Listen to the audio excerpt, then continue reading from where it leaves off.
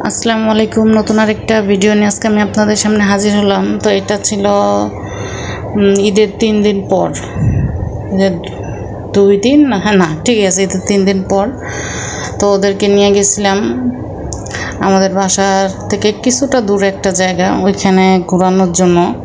তো ওইখানে যাওয়ার পরে সব মানে বড় বড় ছেলেরা, তারপরে জিসানের রাহাতের সাইজের সবাই দেখতেছিলাম যে বল খেলতেছিল, ব্যাট বল খেলতেছিল। তো আমি যেহেতু ওদের জন্য ব্যাট বল নিয়ে যেতে পারি নাই, তো সর্বপ্রথম যেটা করতে হইলো আগে বল কিনে দিলাম, তারপরে যে ওনারা বল খেলতেছিল।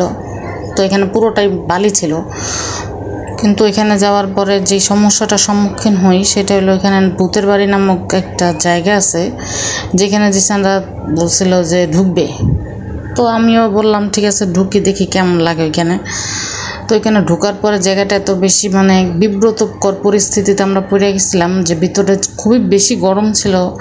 তারপর দেখা যাইতেছিল কি যে যে ধোঁয়াটা দেয় ওনারা, ওইটা নেওয়ার মতো শক্তি, ওইটা নেওয়ার মতো অবস্থা কারোরই ছিল না।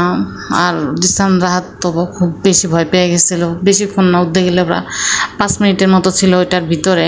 5 মিনিট পরে দেখা যায় আমি সবার আগেই বাইর হয়ে আসি যে আমি এখানে থাকবো না। মেনলি বিশেষ করে প্রচুর গরম ছিল, যেহেতু টিন ছিল উপরে, চারিপাশে টিন ছিল, আর ওই দিন ভালো গরমও পড়ছিল। তো যার কারণে আমি সবার আগে বের হয়ে আসি।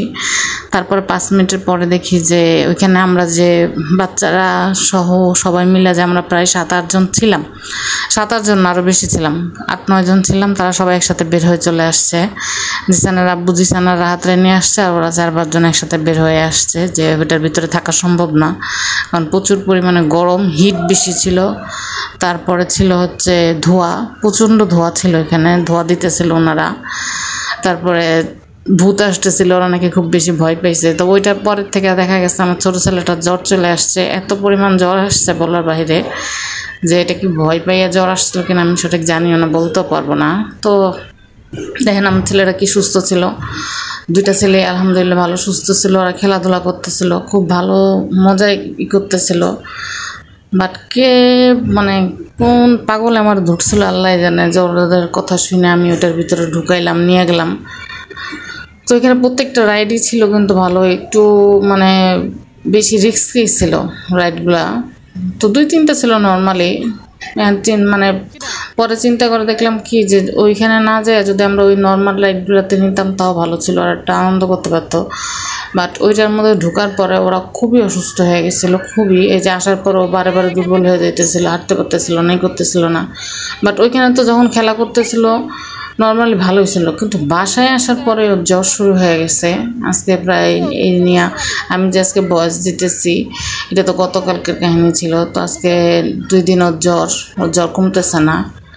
তো যাই হোক, আল্লাহ যা করে ভালোর জন্যই করে, যা ছিল ভাগ্যে তাই হয়েছে। তো বলবো যদি আপনারা কেউ কখনো বাচ্চাদেরকে নিয়ে এরকম কোনো জায়গায় যান, এই হরর বলে যেই ইগুলা থাকে, রাইডগুলো থাকে, যে জায়গাগুলো থাকে যেখানে ভূতের এন্টারটেন করা হয়, ওখানে ঢুকবেন না বাচ্চাদেরকে নিয়ে, কারণ বাচ্চারা দেখা যায় এই জিনিসগুলো সচরাচর নিতে পারে না।